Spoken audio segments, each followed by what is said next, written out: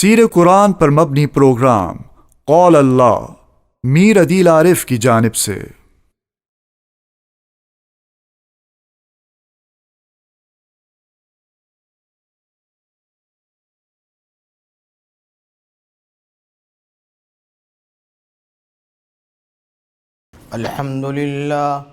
الحمد للہ نحمده ونستعینه ونستغفره ونؤمن به ونتوکل علیہ ونعوذ باللہ من شرور انفسنا ومن سیئات اعمالنا من يهده الله فلا مضل له ومن يضلله فلا هادي له وأشهد أن لا إله إلا الله وحده لا شريك له وأشهد أن محمدًا عبده ورسوله صلى الله تعالى عليه وعلى آله وأصحابه وبارك وسلم تسليما كثيرا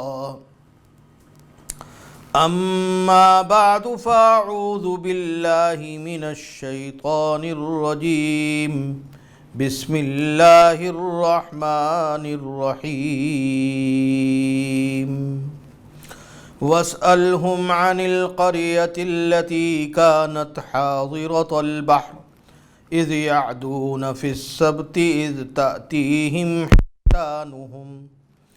حيتانهم يوم سبتهم شرعا ويوم لا يسبتون لا تأتيهم كذلك نبلوهم بما كانوا يفسقون وإذ قالت أمة منهم ليتعظون قوما الله مهلكهم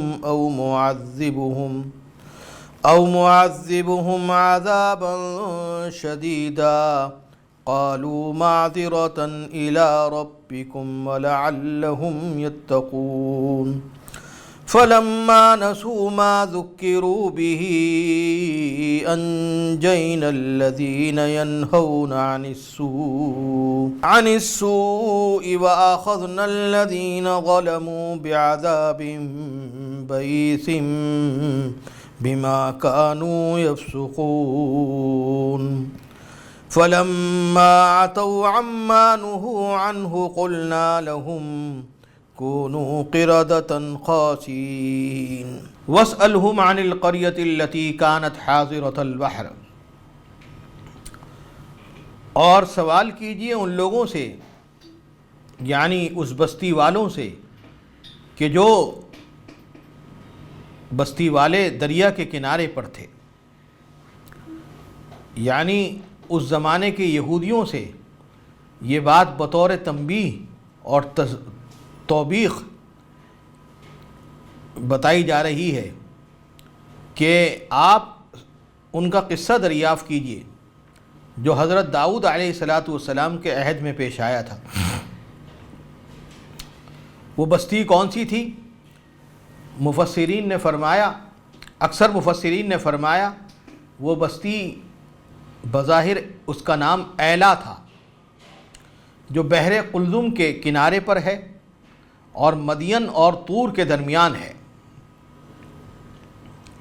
وہاں کے لوگ دریا کے قریب ہونے کی وجہ سے مچھلی کا شکار کیا کرتے تھے، ان کو مچھلی کے شکار کی عادت تھی۔ تو اس کے بارے میں فرمایا جا رہا ہے کہ سوال کیجئے اس بستی کے بارے میں جو کہ دریا کے کنارے پہ رہتی تھی۔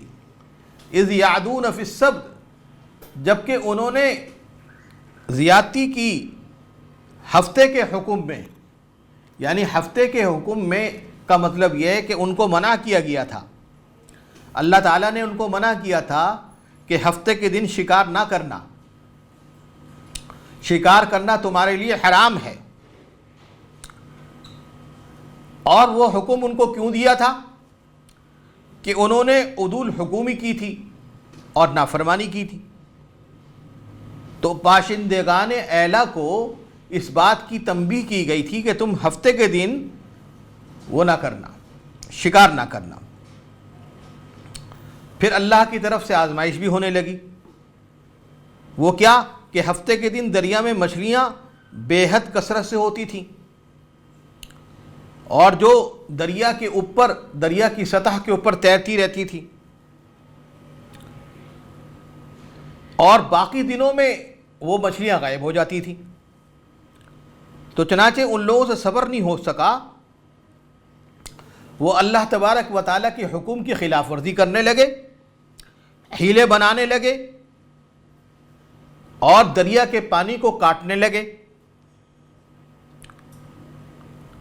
جب ہفتے کے دن مچھلیاں ان کے بنائے ہوئے حوض میں آ جاتیں تو ان کے نکلنے کا راستہ بند کر دیتے، اور اگلے دن اتوار کو جا کر پکڑ لیتے، تاکہ ہفتے کے دن شکار کرنا وہ ان کو نہ ہو ان کا، یعنی ہفتے کے دن شکار کرنا جو منع کیا گیا تھا اس منع کرنے کے اوپر بھی عمل ہو جائے۔ یعنی گویا کہ اس حرکت سے اللہ جل جلالہ کو گویا کہ دھوکہ دینا چاہتے تھے۔ آخر دنیا ہی میں اللہ تبارک و تعالیٰ نے ان کو سزا دی اور ان کے صورتیں مسخ کر دی، ان کی صورتیں مسخ کر کے ان کو ذلیل کر کے بندر بنا دیا گیا۔ اس سے معلوم ہوا کہ حیلہ سازی کرنا اور مکاری کرنا اللہ تبارک و تعالیٰ کو پسند نہیں آتا۔ اللہ تبارک و تعالیٰ کو حیلہ سازی کرنا اور مکاری کرنا پسند نہیں آتا۔ تو اس کا واقعہ یہاں پہ بیان کیا جا رہا ہے، اور پوچھئے ان سے اس حال اس بستی کا جو تھی دریا کے کنارے، جب وہ حد سے بڑھنے لگے ہفتے کے حکم میں۔ استأتیہم حیتانہم یوم سبتہم، اور جب آنے لگی مچھلیاں ہفتے کے دن پانی کے اوپر، وَيَوْمَ لَا يَسْبِتُونَ، اور جب ہفتہ نہ ہوتا تو نہ آتی۔ كَذَلِكَ نَبْلُوهُمْ بِمَا كَانُوا يَفْسُقُونَ، اسی طرح ہم آزماتے ہیں ان لوگوں کو کہ جو فسق کرتے ہیں اور نافرمانی کرتے ہیں۔ تو وَإِذْ قَالَتْ أُمَّةٌ مِّنْهُمْ لِمَ تَعِظُونَ قَوْمًا، اور جب بولا ان میں سے ایک فرقہ، کیوں نصیحت کرتے ہو ان لوگوں کو کہ جن کو اللہ تبارک و تعالیٰ چاہتا ہے کہ ہلاک کر دے، او معذبہم، یا ان کو عذاب دے، سخت عذاب۔ اس سے معلوم ہوتا ہے کہ جب انہوں نے حکم الہی کے خلاف حیلہ بازی شروع کی تو شہر کے باشندے کئی قسموں پر منقسم ہو گئے، جیسا کہ عموماً ایسے حالات میں ہوا ہی کرتا ہے۔ ایک تو وہ لوگ تھے کہ جنہوں نے اس حیلے کے اس منع کرنے کی آڑ میں حیلہ کیا اور اللہ تبارک و تعالیٰ کے حکم کی خلاف ورزی کی، اور دوسرے ان کو نصیحت کرنے والے بھی ہوئے جو اخیر تک ان کو فہمائش کرتے رہے اور امر بالمعروف میں مشغول رہے۔ تیسرے وہ لوگ تھے کہ ایک آدھ مرتبہ ان کو نصیحت کی، پھر مایوس ہو کر ان کی سرکشی کی وجہ سے ان کو چھوڑ دیا۔ اور چوتھے وہ لوگ ہوں گے جو نہ اس عمل خراب میں شریک ہوں گے اور نہ ہی منع کرنے کے لیے زبان کھولتے ہوں گے، بالکل علیحدہ علیحدہ ہوں گے اور خاموش رہتے ہوں گے۔ تو ان جو وہ لوگ جو کہ بعد میں جن کا بھی ذکر کیا گیا ہے، دو جماعتیں، انہوں نے انتھک نصیحت کرنے والوں سے کہا ہوگا کہ ان متمردین کو، ان سرکش لوگوں کو کیوں منع کرتے ہو، اپنا دماغ ان کے اندر کیوں خراب کرتے ہو۔ تو اور ان کو پھر نصیحت کرنے سے کوئی فائدہ بھی نہیں ہو رہا، حیلہ بازی کر رہے ہیں اور حیلہ بازی کر کے مچھلیاں شکار کر رہے ہیں، اللہ کے حکم کے خلاف ورزی کر رہے ہیں۔ اور جب ایک بات ان کے لیے ہونے والی ہے کہ اللہ تبارک و تعالیٰ ان کو ہلاک کرنے والے ہیں اور یا کسی سخت عذاب میں ان کو مبتلا کرنے والے ہیں، تو پھر اب ان کو نصیحت کیوں کرتے ہو؟ تو پھر فرمایا کہ وَإِذْ قَالَتْ أُمَّةٌ مِّنْهُمْ لِمَ تَعِظُونَ قَوْمًا اللَّهُ مُهْلِكُهُمْ أَوْ مُعَذِّبُهُمْ عَذَابًا شَدِيدًا، کہ جب ان میں سے ایک فرقہ بولا کہ کیوں نصیحت کرتے ہو ان لوگوں کو جن کو اللہ چاہتا ہے ہلاک کرنا اور ان کو چاہتا ہے عذاب دینا، سخت عذاب دینا چاہتا ہے۔ قالوا معذرة الى ربکم، تو وہ کہنے لگے الزام اتارنے کی غرض سے کہ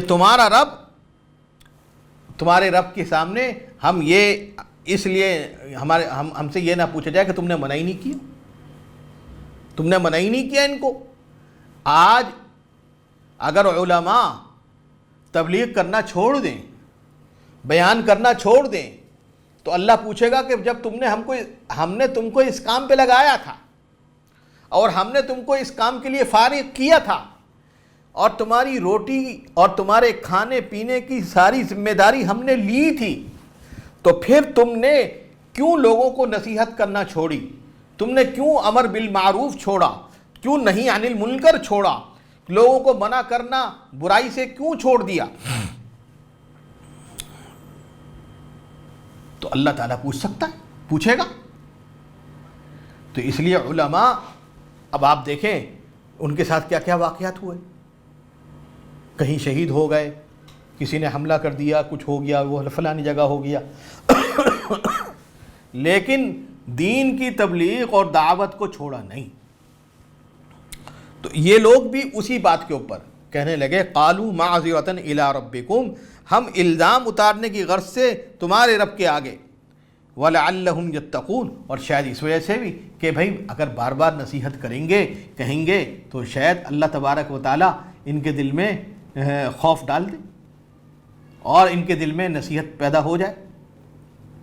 اس لیے ہمارے بزرگان دین کہتے ہیں تمہاری اولاد ان کو تعلیم دیتے رہو، محلے والوں کو دین کی تعلیم دیتے رہو، مسجد والوں کو، مسجد میں جو نمازی آ رہے ہیں ان کو دین کی تعلیم دیتے رہو، ان کو چھوڑو نہیں، ان کو تعلیم دین کی دیتے رہو، نہیں عن المنکر کرتے رہو، امر بالمعروف کرتے رہو، اس کو اس فریضے کو اور اس اللہ کے حکم کو چھوڑو نہیں، کرتے رہو۔ اس کو کیوں کرتے رہو؟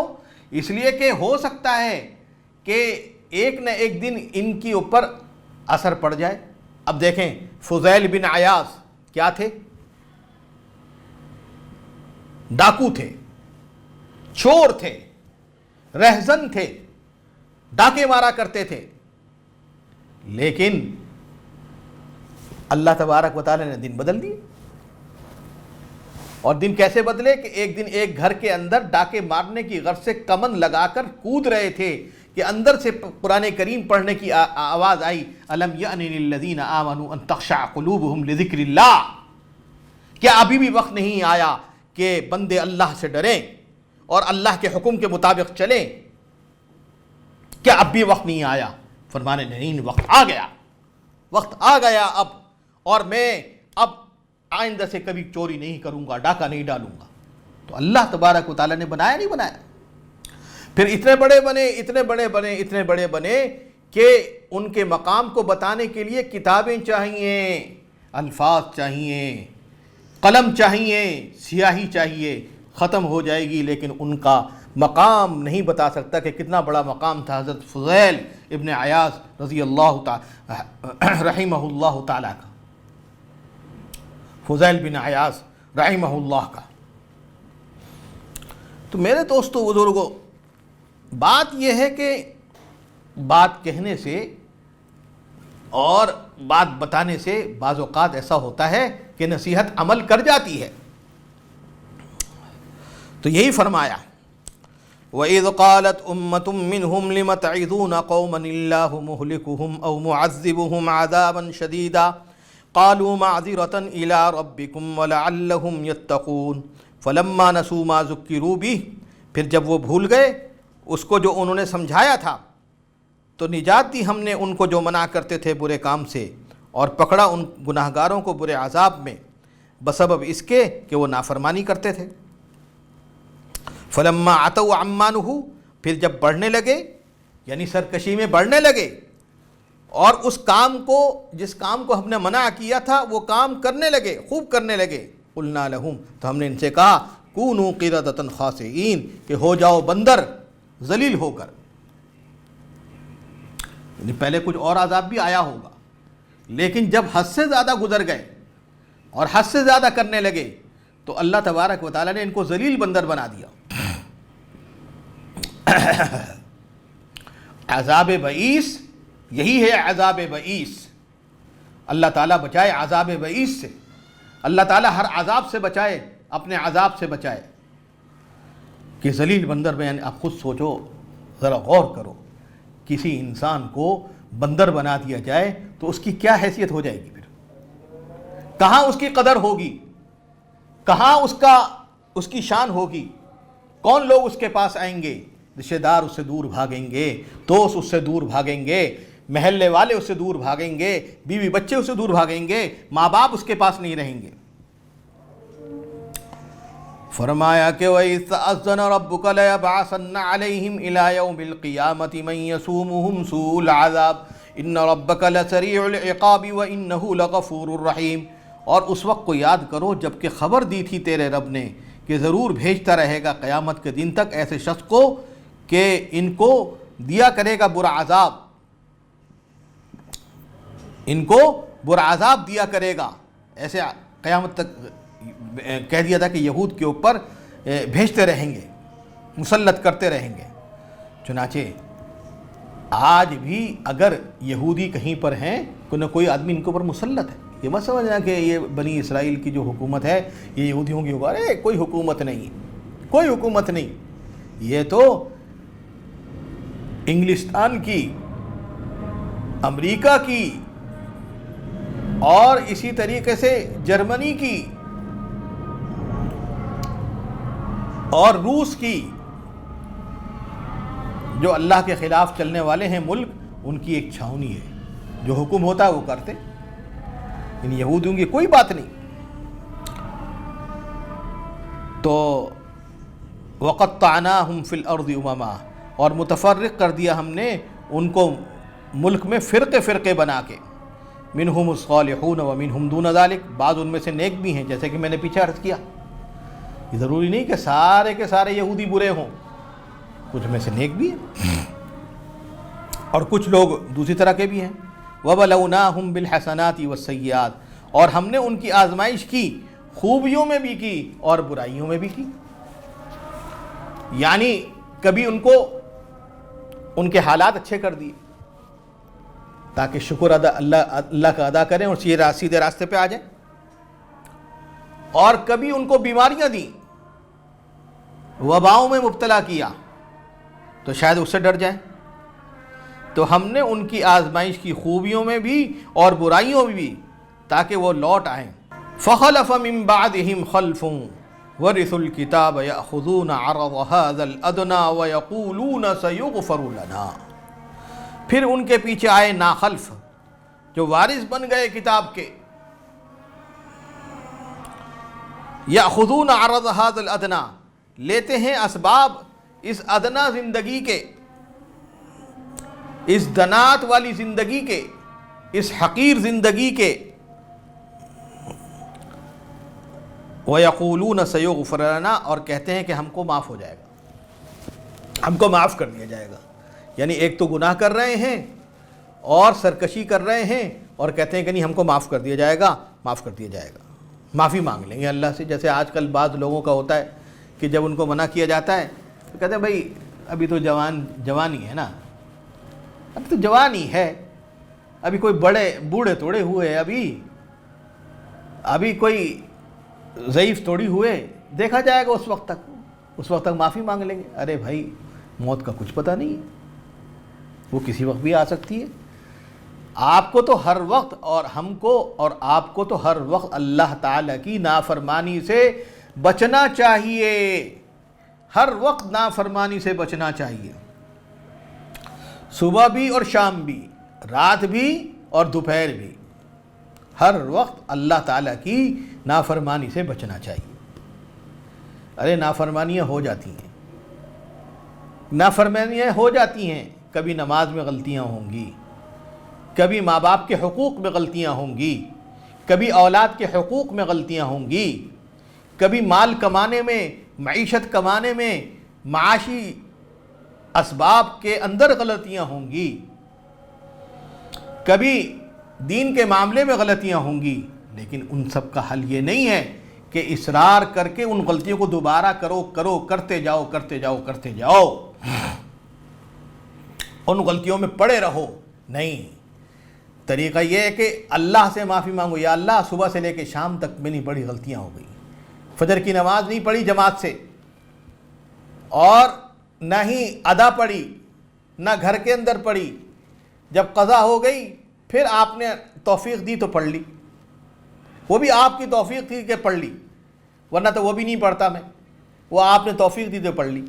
یا اللہ مجھے معاف فرما، مجھے معاف فرما، اور اس عمل سے مجھے بچا دے. یا اللہ اس عمل سے مجھے ایک نجات دے دے، اس عمل سے مجھے میری راہ کو دور کر دے، میرے بچوں کو دور کر دے، میری بیوی کو دور کر دے، میرے دوستوں کو دور کر دے، میرے اساتذہ کرام کو، میرے ملنے جلنے والوں کو، مجھ سے تعلق رکھنے والوں کو، سب کو دور کر دے.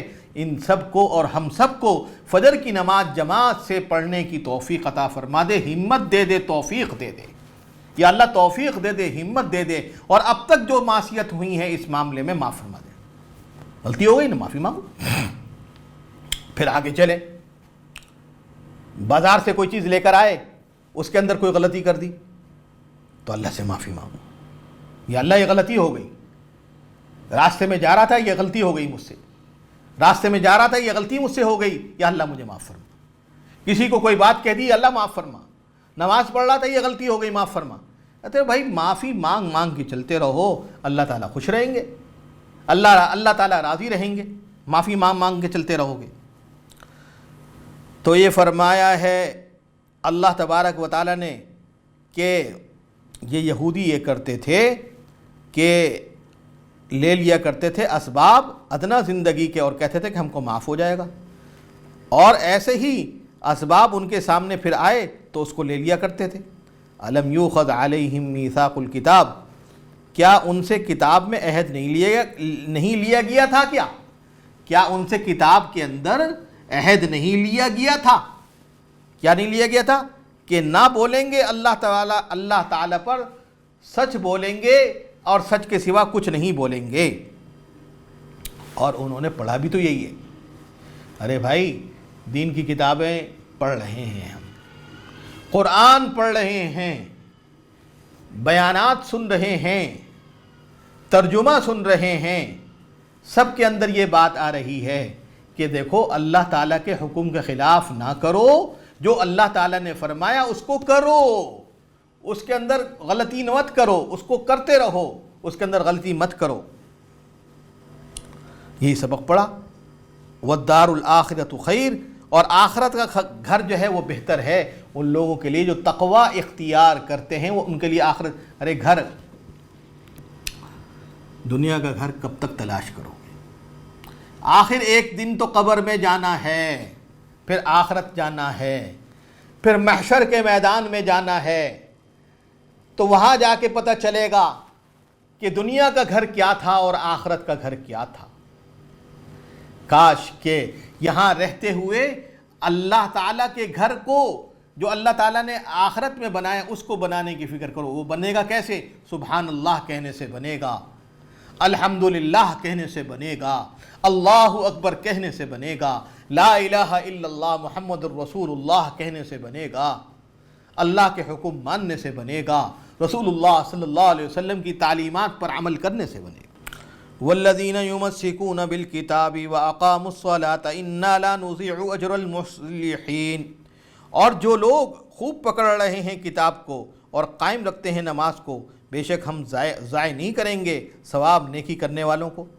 دو باتیں کہیں، ایک تو کتاب کو مضبوط پکڑو، قرآن کریم کو مضبوط پکڑو، قرآن کریم کے اوپر عمل کرو، قرآن کریم کا ترجمہ سیکھو. آج ہم نے قرآن شریف کو پڑھتے ہی نہیں، پڑھنا ہی نہیں آتا، قرآن کریم کو اپنی زبان سے پڑھنا نہیں آتا ہے. قرآن کریم پڑھ نہیں سکتے ہیں، کیونکہ ہمارے ماں باپ نے ہم کو تو نرسری میں داخل کیا، پھر کے جی میں داخل کیا، پھر اسکول پڑھایا، پھر اسکول پڑھا کے دنیا سے چلے گئے۔ کون پڑھاتا قرآن ہم کو؟ کون ہم کو ترجمہ پڑھاتا؟ کسی نے کوئی توجہ نہیں دی۔ نتیجہ یہ ہے کہ ہم نے بھی اپنے بچوں کو نہیں پڑھایا۔ قرآن کیا کہہ رہا ہے؟ والذین یمسکون بالکتاب، اور خوب وہ لوگ ہیں جو کہ قرآن کو، کتاب کو مضبوط پکڑتے ہیں، یعنی اس کے اوپر عمل کرتے ہیں۔ وَأَقَامُوا الصَّلَاةَ، اور دوسرا کام کیا؟ نماز پڑھتے ہیں۔ تو معلوم ہوا دو کام بہت ضروری ہیں، ایک تو قرآن کریم کے اوپر عمل کرنا اور قرآن کریم کو ماننا اور قرآن کریم کے مطابق عمل کرنا، اور دوسرا کام ہے نماز پڑھنا۔ اِنَّا لَا نُضِيعُ أَجْرَ الْمُصْلِحِينَ، اب دو کام کر لو، اللہ تعالیٰ فرما رہے ہیں کہ پھر ہم یہ مصلح لوگوں کا اجر ضائع نہیں کریں گے۔ چنانچہ لوگ کہتے ہیں، بزرگ کہتے ہیں کہ جو آدمی یہ چاہے کہ میں نیک آدمی بن جاؤں، اچھا آدمی بن جاؤں، تو بس وہ نماز شروع کر دے اور قرآن کریم پڑھنا شروع کر دے، روزانہ قرآن کریم پڑھے اور نماز پڑھے، اس کے اوپر عمل شروع کر دے، اللہ تبارک و تعالیٰ خود اس کے کام بنانے شروع کر دیں گے۔ وَإِذْ نَتَقْنَا الْجَبَلَ فَوْقَهُمْ كَأَنَّهُ ظُلَّةٌ وَظَنُّوا أَنَّهُ وَاقِعٌ بِهِمْ، میں نے کہا نا کہ یہودی جو مانتے نہیں تھے، کتنے ہی سمجھاؤ مانتے نہیں، کتنے ہی سمجھاؤ مانتے نہیں، تو جب اللہ تبارک و تعالیٰ نے ان کے لیے کتاب اتار دی، ہر کام اتار دیا، پھر بھی ماننے کو تیار نہیں۔ تو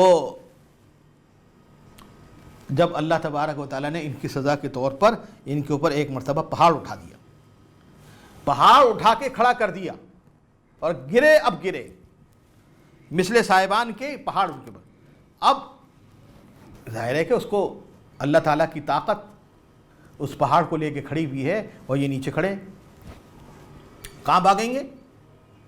مقابلہ اللہ سے ہے، مقابلہ فرعون سے نہیں ہے۔ فرعون مدد کے لیے نہیں آئے گا، نہ نمرود آئے گا، نہ حامان آئے گا، نہ قارون آئے گا، جب اللہ کا عذاب آئے گا، اور کوئی نہیں آئے گا، نہ اسرائیل آئے گا، نہ یہود آئے گا، نہ عیسائی آئے گا، کوئی نہیں آئے گا۔ جب اللہ تعالیٰ کا عذاب آئے گا تو جب ان کے اوپر کھڑا کر دیا اور وہ ڈرنے لگے اور ان کو گمان ہو گیا کہ اب ہمارے پر گرے گا،